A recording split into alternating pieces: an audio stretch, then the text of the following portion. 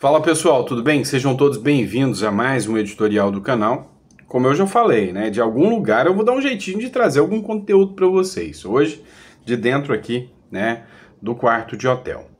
Pessoal, há um tempo eu já não falo sobre as questões internas, né, que rolam na Câmara dos Deputados, até porque está todo mundo de recesso. Ainda é uma previsão do que possa vir a acontecer para este ano de 2025.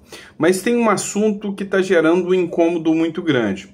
É um assunto muito caro à direita brasileira, é um assunto que é muito importante para a população que é de direita, mas não tão assim, ou melhor, um pouco caro, né, para a turma do PL, para a turma aí, né, que a preocupação maior é articular, né, vamos falar assim. O que acontece? O Marcos Pontes, o astronauta, ele resolveu lançar a sua candidatura à presidência do Senado. É óbvio que a direita brasileira queria um nome, né, para ser presidente do Senado, queria estar à frente do Senado, até porque um presidente do Senado, por óbvio, né, ele tem o poder, inclusive, de pôr a pauta do impeachment para andar, escolher projetos que são projetos mais conservadores, mas enfim. Para ser presidente do Senado, precisa de apoio, né, dos demais senadores para votarem nele. E aí é onde entra o problema do astronauta, né, que está no mundo da Lua. Não tem apoio nem do seu próprio partido. Não vou negar que talvez ele tenha boa intenção, né, que ele tem o interesse de fazer a coisa certa, mas só que você tem que saber as coisas que são possíveis e aquelas que não são possíveis. E se tem uma coisa que não é possível, é o Marcos Pontes ganhar, né? Os interesses escusos que existem dentro do Congresso Nacional não são interesses em prol da população, são interesses em prol deles mesmos. Não é à toa que todo o PL, partido do Bolsonaro, hoje apoia o Davi Alcolumbre para a presidência do Senado. Inclusive, o Pacheco e o PSD também optou por apoiar o Davi Alcolumbre à presidência do Senado. O que isso implica? O que isso quer dizer? O Davi Alcolumbre já falou que ele não vai colocar pauta de impeachment de ministro do STF em votação. Não é interesse dele, não é prioridade, ele não tem interesse nenhum em colocar uma pauta de impeachment do ministro do STF para andar. E se ele não vai colocar uma pauta como essa para andar, né? É uma bandeira que, cá entre nós, quem ainda fica levantando ela agora, tá querendo jogar pro oba-oba. Não vai rolar. Isso é um assunto que talvez depois de 2026, a depender da quantidade de deputados, ou melhor, de senadores conservadores que possam ser eleitos, aí sim já é uma outra história. Mas antes de 2027, esse assunto é jogar para a rede social e fazer, sabe, balela.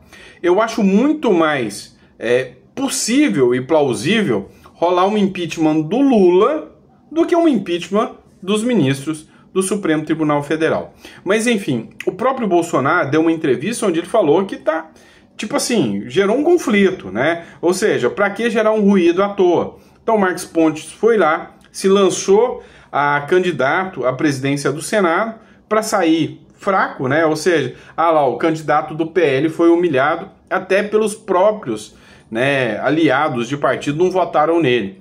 Então uma coisa que não faz muito sentido, né? E ele tá falando que vai pôr impeachment do Moraes.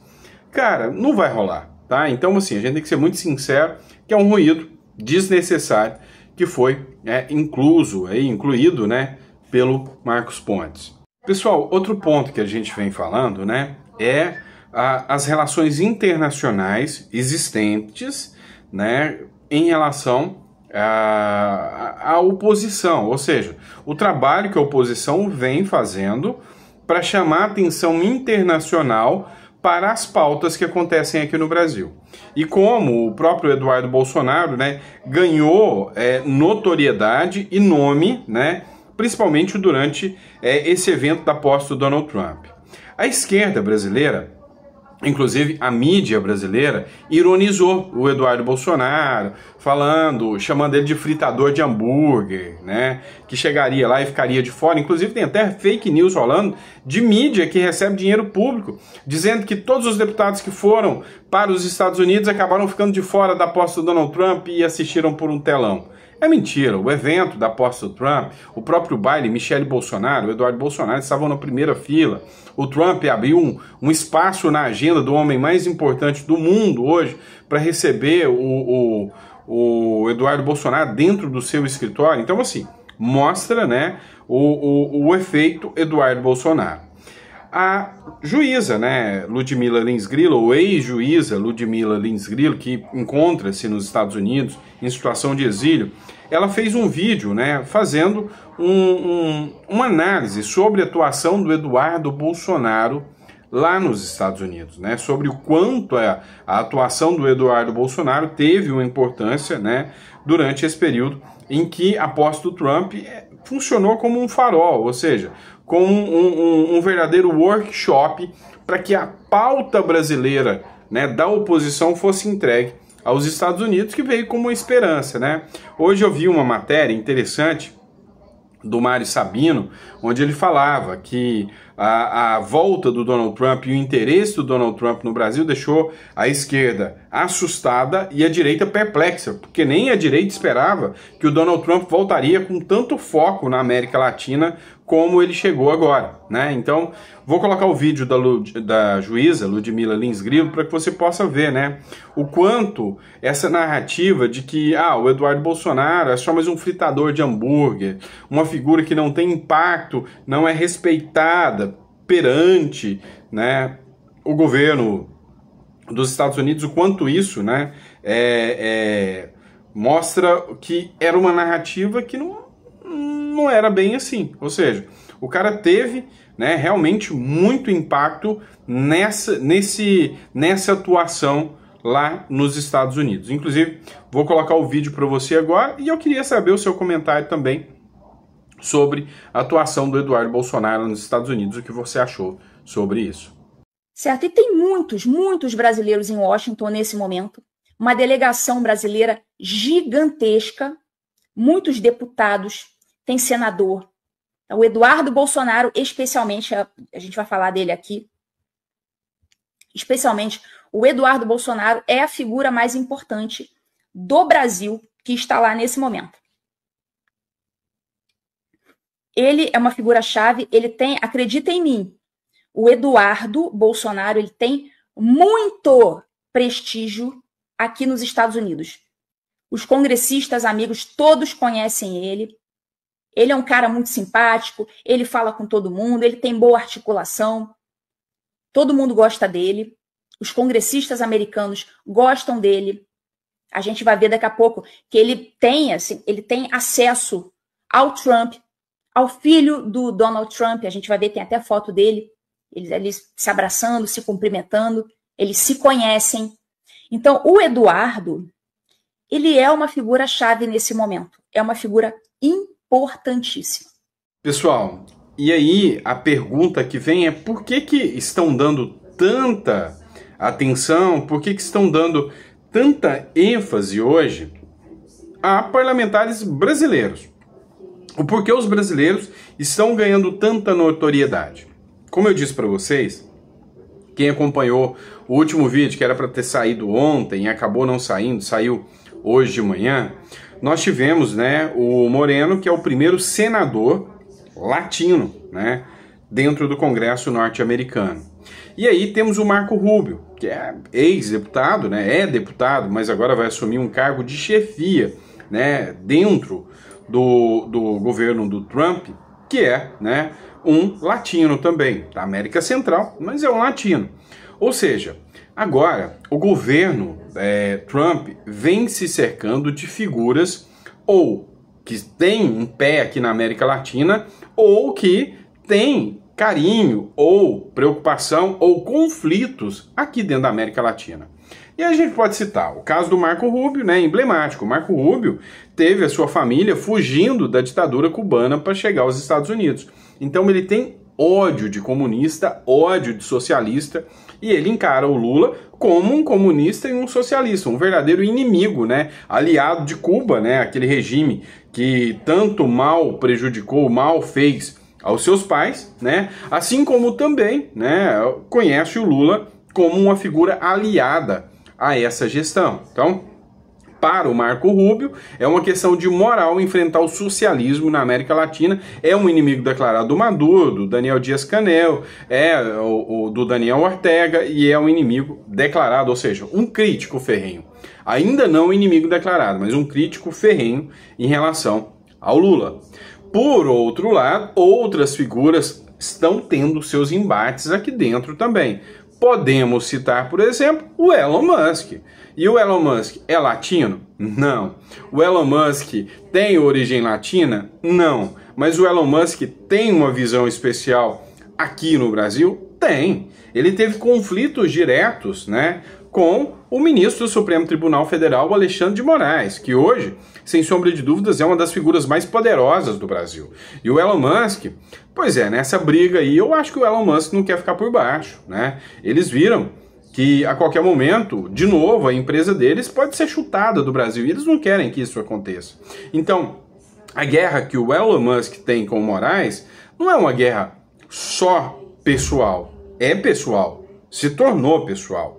Mas agora também, né, ou seja, teve o início na questão comercial. E se tem uma coisa que a gente sabe, é que o Elon Musk não gosta de perder dinheiro. Então tem a questão ideológica, a questão pessoal, porque de certa forma o Elon Musk se sentiu até humilhado pelo ministro Alexandre de Moraes, e também tem a questão comercial. E aí entra na esteira o Mark Zuckerberg, que também está observando o Brasil como ele está.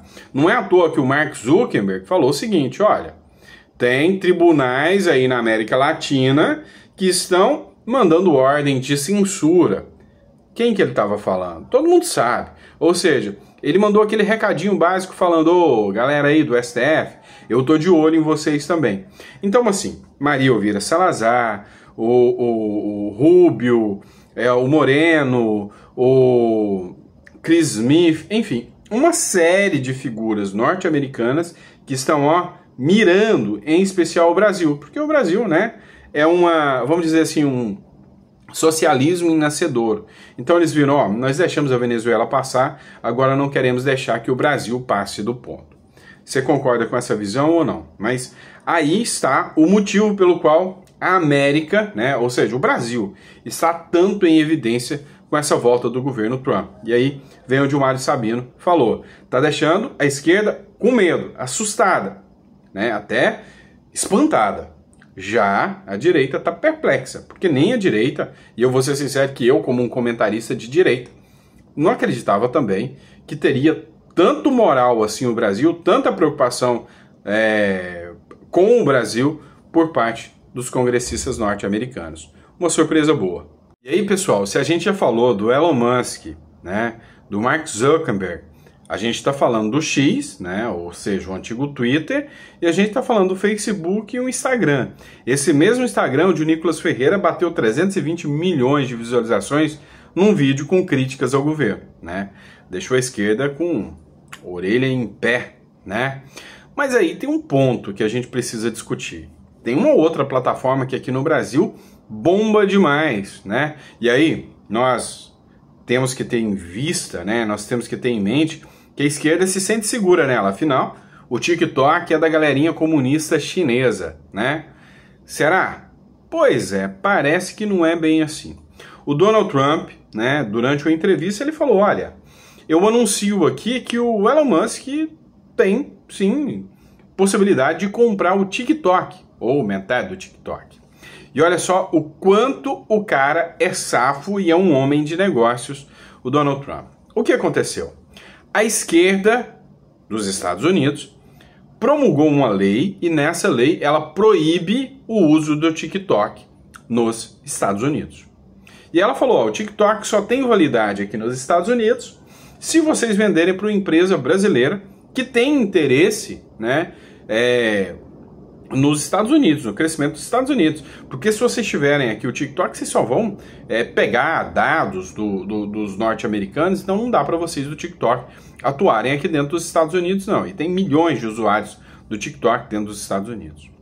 Então, a lei foi aprovada. O Donald Trump, né, pagou de, vamos dizer assim, santinho nessa aqui. Falou, não, eu sou muito grato ao TikTok, eu sou bonzinho pro TikTok. O TikTok me ajudou a ganhar as eleições agora, em 2025, então eu sou muito grato ao TikTok e não quero que o TikTok saia do país. Vou conversar com as empresas para manter o TikTok. Mas aí é que vem o pulo do gato, meu amigo. Só que o Donald Trump falou o seguinte, ó, mas vamos entender o seguinte, o TikTok, sem uma licença para atuar aqui dentro dos Estados Unidos, não vale nada, não presta, vale zero. Agora, se o TikTok tiver a licença para atuar aqui dentro dos Estados Unidos, tá tudo ok. Vocês vão valer no mínimo 3 bilhões de dólares. Vocês valem dinheiro demais. Já pararam para pensar nisso? Então, em vez de só liberar do jeito que vocês querem, eu tenho uma proposta para vocês. Doem a metade do TikTok para o governo dos Estados Unidos ou vendam para alguém aqui nos Estados Unidos e assim vocês voltam a ter a metade para alguém dos Estados Unidos e vocês voltam a ter aqui, né, os seus 3 bilhões de valor de mercado. Então, entre não ter nada, ter zero, porque a empresa TikTok vai parar nos Estados Unidos, ou ter 1,5 bilhão se ela volta a ter 3 do mercado, o que o TikTok pode fazer? Ou doar para o governo dos Estados Unidos a metade do TikTok, e assim não perde dinheiro, ainda leva 1,5 bilhão, ou vender para alguém. E aí é que entra a figura iluminada do Elon Musk. Pois é, olha só que doideira. Agora o Elon Musk vem e fala, não, então beleza, eu compro a metade do TikTok. E aí, quem vai ditar algumas regras do TikTok é o acionista majoritário, senhor Elon Musk, pelo menos nos Estados Unidos. Mas isso não implica dizer, né, não quer dizer que o Elon Musk não vai ter influência também, mesmo fora dos Estados Unidos. Aí você imagina que o TikTok, que era a última esperança da esquerda aqui no Brasil, de poder, né, ter um aliado para controlar as redes sociais, agora tem um dos seus grandes acionistas, o Elon Musk. Pois é, meu amigo, 2025 já começou para a esquerda como um ano tenebroso. Mas calma, só tá começando. Vou colocar o vídeo aqui da parte que o Donald Trump disse que o Elon Musk pode adquirir parte do TikTok. Eu estaria se ele quisesse comprá-lo. Eu gostaria de... Eu ouvi sobre isso. Eu tenho o direito de fazer um acordo. Então, o acordo que estou pensando, Larry, vamos negociar na frente da mídia. O negócio, eu acho que é esse. E me encontrei com os proprietários do TikTok, os grandes proprietários. E é inútil se não obtiver uma permissão para operar. Não é como se você pudesse tirar os Estados Unidos. A coisa toda se torna inútil. Com uma licença, vale cerca de $1 trilhão. Então, o que estou pensando em dizer a alguém é: compre a metade ou dê pelos Estados Unidos da América. E vamos te dar a licença, e eles serão um grande parceiro, os Estados Unidos. Eu tenho algo que é realmente mais valioso, porque eles têm o melhor parceiro. Os Estados Unidos vão fazer valer muito a pena para eles, em termos de licença e tudo mais. Então pense nisso. E tem um ativo que não tem valor, ou tem um valor de $1 trilhão. Tudo depende dos Estados Unidos dar uma licença. Então o que eu estou dizendo é: deixe os Estados Unidos darem a licença, os Estados Unidos devem receber a metade. Parece razoável. E o que você acha? Parece um bom negócio para mim, senhor presidente. Ele também pode pagar também. E aí vocês viram que na publicação, né, que foi feita pelo carteiro reaço, o Gil Diniz, que é deputado estadual, ele ainda mandou um recadinho para a Janja, né? Ô Janja, o Elon Musk talvez vai comprar, né, o TikTok. E aí, será que a Janja vai falar alguma coisa pro Elon Musk? A gente tá esperando, né? A gente tá esperando para ver o ponto de vista, né, da Janja, do Lula. A gente quer que eles falem bastante, exponham seu ponto de vista, né? Então, dá até para começar a campanha. Fala mais, Lula, fala mais que eu quero ver, tá bom? Pessoal, e é isso, tá? Eu espero que vocês tenham gostado do nosso editorial. A gente tá trazendo conteúdo aqui para vocês. O importante é não deixar sem conteúdo. Como eu disse, vou passar uns 3 dias aqui em Buenos Aires, continuar trazendo conteúdo para vocês. Logo a gente está de volta para o Uruguai, depois de volta para o Brasil, e tudo volta ao normal para a gente produzir os conteúdos aqui para vocês, tá bom? O Facebook tá sem conteúdo porque eu não consigo postar desde o celular para o Facebook, né? Tem um probleminha aqui na hora de postar com o celular no Facebook, então para quem quiser assistir aí, né, os vídeos estão só aqui no YouTube, tá bom? E obrigado a todos vocês. Gratidão, um grande abraço e a gente volta, tá? Daqui a pouquinho com mais um editorial para vocês. Abraço.